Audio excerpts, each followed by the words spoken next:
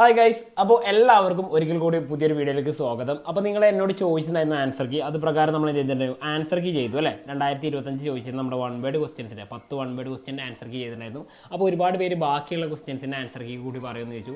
എനിക്കറിയാം answer key ഇല്ലാതെ തന്നെ നിങ്ങളുടെ ഉത്തരങ്ങൾ ശരിയായിരിക്കും, കാരണം അത്രയും നന്നായിട്ട് നിങ്ങൾ എക്സാം എഴുതിയിട്ടുണ്ട്. എന്നാലും കുഴപ്പമില്ല, നമുക്ക് എന്ത് ചെയ്യാം, ഓരോ ക്വസ്റ്റ്യൻ്റെ ആൻസർ കീ നോക്കണം. അപ്പോൾ നമുക്ക് ഇനി 2 മാർക്ക് മുതലുള്ള ചോദ്യങ്ങളായിരിക്കും നമുക്ക് ഉണ്ടാവില്ല. യെസ്, 2 മാർക്ക് മുതലുള്ള ചോദ്യങ്ങൾ നമുക്ക് ഉണ്ടാവാം. അപ്പോൾ നോക്കിക്കൊള്ളണം, നമ്മുടെ 2 മാർക്ക് മുതലുള്ള ചോദ്യങ്ങൾ നിങ്ങളോട് ശ്രദ്ധിച്ചാൽ മനസ്സിലാവും. 4 ക്വസ്റ്റ്യൻ എഴുതാനാണ് പറഞ്ഞത്, 11 മുതൽ 15 വരെയുള്ള. അപ്പോൾ 5 ഉണ്ട്, ഏതെങ്കിലും 4 എഴുതിയാൽ മതി. പക്ഷേ നിങ്ങൾക്ക് ഇവിടെ വന്നിരുന്ന ഏറ്റവും വലിയ കൺഫ്യൂഷൻ എന്താ ഞാൻ പറഞ്ഞുതരാൻ നോക്കട്ടോ. അതായത് ഇതിലേതാണ് നിങ്ങൾ എഴുതുക, ഇതിലേതാണ് നിങ്ങൾ ഒഴിവാക്കുക, ഈ കാര്യം നിങ്ങൾക്ക് ഡൗട്ട് ഉണ്ടായിരുന്നത്. അപ്പോൾ നിങ്ങൾ മനസ്സിലാക്കേണ്ട ഫസ്റ്റ് കാര്യം എന്ന് പറഞ്ഞാൽ, നിങ്ങൾ ഇത് ഏത് സെലക്ട് ചെയ്താലും നിങ്ങൾക്ക് ഈസി ആയിട്ട് 8 മാർക്ക് സ്കോർ ചെയ്യാൻ പറ്റും. നമുക്ക് നോക്കാം. 11ാമത്തെ ചോദ്യം എഴുതിയവർക്ക് വേണ്ടിയുള്ള ആൻസർ പറയുന്നത് ക്യാപിറ്റൽ ഗുഡും ഇന്റർമീഡിയറ്റ് ഗുഡും തമ്മിലുള്ള വ്യത്യാസം പറയാനാണ് പറഞ്ഞത് അല്ലേ. അപ്പോൾ ക്യാപിറ്റൽ ഗുഡ് ഇന്റർമീഡിയറ്റ് ഗുഡ് തമ്മിലുള്ള വ്യത്യാസം നമ്മൾ നോക്കുമ്പോൾ നിങ്ങൾക്ക് ആദ്യം മനസ്സിലാകും എന്താണ് ഇത് രണ്ടും എന്നുള്ളത്. ക്യാപിറ്റൽ ഗുഡ് എന്ന് പറഞ്ഞാൽ തന്നെ മൂലധന വസ്തുക്കളും ഇന്റർമീഡിയറ്റ് ഗുഡ് പറഞ്ഞാൽ തന്നെ ഈ പറഞ്ഞ ഇടനില വസ്തുക്കൾ എന്നാണ് പറയുന്നത്. അപ്പോൾ മൂലധന വസ്തുക്കളും ഇടനില വസ്തുക്കളും തമ്മിലുള്ള വ്യത്യാസം ഏതാണ് പറഞ്ഞത്. നമ്മൾ ഈ ക്യാപിറ്റൽ ഗുഡ് എന്ന് പറഞ്ഞാൽ ഈ പറയുന്ന പ്രൊഡക്ഷനിൽ വേണ്ടി ഉപയോഗിക്കുന്ന വസ്തുക്കൾ അല്ലേ. ഇപ്പോൾ ഉദാഹരണം പറയുകയാണെങ്കിൽ ഒരു കമ്പനിയിലുള്ള മെഷീൻ അതെന്താണ്, അതൊരു ക്യാപിറ്റൽ ഗുഡാണ്. എന്നാൽ അവിടെ ഉണ്ടാക്കുന്ന പ്രൊഡക്റ്റ് എന്താണ്, അത് കൺസ്യൂമർ ഗുഡ് ആയിരിക്കും അല്ലേ. ഇപ്പോൾ ഉദാഹരണം പറയുകയാണെങ്കിൽ യെസ്, ഈ മൊബൈൽ ഫോൺ എന്ന് പറയുന്ന ഒരു കൺസ്യൂമർ ഗുഡ് നമ്മൾ ഉപയോഗിക്കുന്നതാണ്. എന്നാൽ ക്യാപിറ്റൽ ഗുഡ് എന്താണ്, അവിടെ പ്രൊഡക്ഷനിൽ ഉപയോഗിക്കുന്ന മെഷീനുകളായിരിക്കും. അതേപോലെ ഇടനില വസ്തുക്കൾ പറയുന്നത് നമ്മൾ ഈ പ്രൊഡക്ഷന് വേണ്ടി ഉപയോഗിക്കുന്നത്, അതായത് പ്രോഡക്ട്സ് അല്ലെങ്കിൽ goods that used further production, അതായത് വീണ്ടും ഉൽപ്പാദനത്തിന് വേണ്ടി ഉപയോഗിക്കുന്ന വസ്തുക്കളെ നമ്മൾ എന്താ പറയുക, ഇടനില വസ്തുക്കൾ എന്ന് പറയാം. അപ്പോൾ 2 പോയിന്റ് എഴുതിയാൽ മതി നിങ്ങളോട്.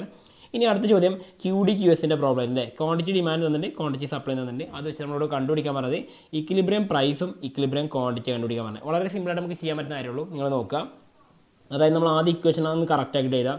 എന്താ വരിക, QD = QS എന്ന് എഴുതിയേക്കാം. എന്നിട്ട് നമുക്ക് ബാക്കി എഴുതാം. അപ്പോൾ 100 - 4P എന്ന് പറഞ്ഞാൽ എത്ര കിട്ടും, നമുക്ക് 8P - 20 എന്ന് കിട്ടും അല്ലേ.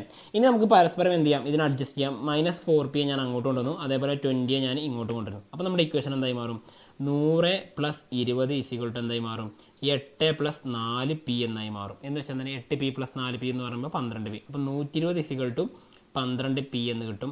ആൻഡ് ഫൈനലി നമുക്ക് ഇവിടെ P സബ്സ്റ്റിറ്റ്യൂട്ട് ചെയ്ത് എത്ര വാല്യൂ കിട്ടുക, P = 120 / 12. ഉത്തരം എത്ര വരിക, 10. അപ്പോൾ രൂപ എത്രയാണ്, പ്രൈസ് എത്രയാണ് കിട്ടിയത്, നമുക്ക് 10 ആണെന്ന് കിട്ടിക്കഴിഞ്ഞു. നെക്സ്റ്റ് നമുക്ക് അടുത്ത് വേണ്ടതെന്ന് പറഞ്ഞാൽ അതിൻ്റെ ക്വാണ്ടിറ്റി കണ്ടുപിടിക്കാൻ വേണ്ടത് അല്ലേ. അപ്പോൾ ക്വാണ്ടിറ്റി കണ്ടുപിടിക്കുക, ഏതെങ്കിലും ഇക്വേഷൻ ഇട്ട് കൊടുക്കുക. ഞാൻ ഇക്വേഷൻ എടുക്കുന്ന ഈ ഡിമാൻഡിന് തന്നെയാണ്.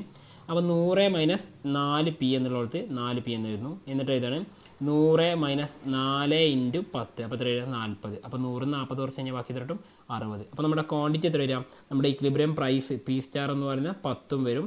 ഇക്വിലിബ്രിയം ക്വാണ്ടിറ്റി Q* എന്ന് പറയുന്നത് എത്ര വരും, നമുക്കിവിടെ വരുന്നത് 60 യൂണിറ്റ് എന്ന് വരും. അപ്പോൾ ഇങ്ങനെയാണ് നമ്മളവിടെ ആൻസർ ചെയ്യേണ്ടിരുന്നത്.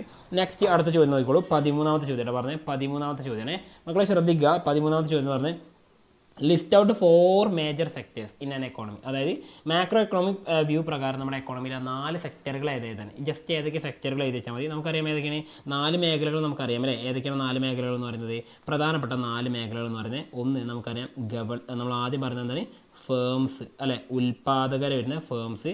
പിന്നെ രണ്ടാമത് വരുന്ന ആരാണ്, ഹൗസ് ഹോൾഡ്. മൂന്നാമത്തത് ഗവൺമെൻറ്. നാലാമത്തെ ആരാണ് പറയാം, എക്സ്റ്റേണൽ സെക്ടർ അല്ലേ. ഇത്രയും കാര്യം എഴുതിയാൽ തന്നെ എത്ര മാർക്ക് കിട്ടും, 2 മാർക്ക് അവിടെ കിട്ടും. ഓക്കെ, ഇനി അടുത്ത ചോദ്യം നോക്കാം നമുക്കിവിടെ. 14ാമത്തെ ചോദ്യം, അതായത് ഫ്ലോ ചാർട്ട് കംപ്ലീറ്റ് ചെയ്യണം എന്തുമായിട്ട് ബേസ് ചെയ്തിട്ടാണ്, ലിങ്കേജസ് ആണല്ലേ. നമ്മൾ ഒരുപാട് ലൈവിൽ പറഞ്ഞതായിരുന്നു ലിങ്കേജുകൾ എന്തൊക്കെയാണെന്നുള്ളത്. അപ്പോൾ ലിങ്കേജ് വെച്ച് നമ്മൾ നോക്കുകയാണെങ്കിൽ നമ്മുടെ ലിങ്കേജുകളാണെങ്കിൽ ഫസ്റ്റ് എ എന്ന് തന്നിട്ടുണ്ട്. എ എന്ന് പറയുമ്പോൾ നമുക്കറിയാം ഏതാണ്, എ എന്ന് പറയുമ്പോൾ നിങ്ങൾക്ക് ഏതുണ്ട്, ഔട്ട്പുട്ട് മാർക്കറ്റ് അല്ലെങ്കിൽ എന്ത് ചെയ്യാം, പ്രൊഡക്റ്റ് മാർക്കറ്റ് ലിങ്കേജ് എന്ന് എഴുതാം.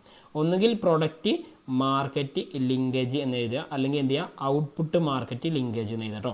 ഇനി ബി നമുക്ക് വേണ്ടത്, ബി എഴുതേണ്ടത് എന്താണ്, ഫിനാൻഷ്യൽ മാർക്കറ്റ് തന്നിട്ടുണ്ട്. അപ്പോൾ ഇനി ബാക്കിയുള്ള ഏതാണ്, ലേബർ മാർക്കറ്റ് ലിങ്കേജ് ആണ്. അപ്പോൾ എന്താണ് പറയുക, ലേബർ മാർക്കറ്റ് ലിങ്കേജ്. മലയാളത്തിലാണെങ്കിൽ നമ്മൾ എന്താ പറയും, ഉൽപ്പന്ന ബന്ധങ്ങളും. അതെ, ലിങ്കേജിൻ്റെ മലയാളം എന്താണ്, യെസ്, അതായത് തുറന്ന വിപണി ബന്ധങ്ങൾ പറഞ്ഞാൽ ഉൽപ്പന്ന വിപണി ബന്ധങ്ങളും പറയും. അതേപോലെ തന്നെ തൊഴിൽ വിപണി ബന്ധങ്ങളുമാണ് നമുക്ക് അവിടെ വേണ്ടിയിരുന്ന ആൻസർ കേട്ടോ. ഇനി ലാസ്റ്റ് ക്വസ്റ്റ്യൻ, കേന്ദ്ര ആസൂത്രിത സമ്പദ് വ്യവസ്ഥയുടെ ഏതെങ്കിലും 2 പ്രത്യേകത. അതായത് കേന്ദ്ര ആസൂത്രിത സമ്പദ് വ്യവസ്ഥ എന്ന് പറയുന്നത് സെൻട്രലി പ്ലാൻഡ് എക്കോണമി, സോഷ്യലിസത്തെ കുറിച്ചാണ് എഴുതിയിട്ടുള്ളത്. അപ്പോൾ നമുക്ക് സെൻട്രലി പ്ലാൻഡ് എക്കോണമിയുടെ ഫീച്ചേഴ്സ് എഴുതാം. എത്രയാണ്, 2 എഴുതാനാണ് പറഞ്ഞിട്ടുള്ളൂ അല്ലേ. ഒന്ന് ഞാൻ പറയുന്നത് എന്താണ്, ബൈ ഗവൺമെൻറ്. ഇത് ആരാണ് മുന്നോട്ട് കൊണ്ടുപോകുന്നത്, ഗവൺമെൻറ് ആണല്ലേ. ഇനി രണ്ടാമത്തെ കാര്യം, അവിടെ എന്താണ്, അവരുടെ ലക്ഷ്യം എന്താണ്, വെൽഫെയർ മോട്ടീവ്, അഥവാ എന്താണ്, ആളുകൾക്ക് ക്ഷേമം വേണം അല്ലേ.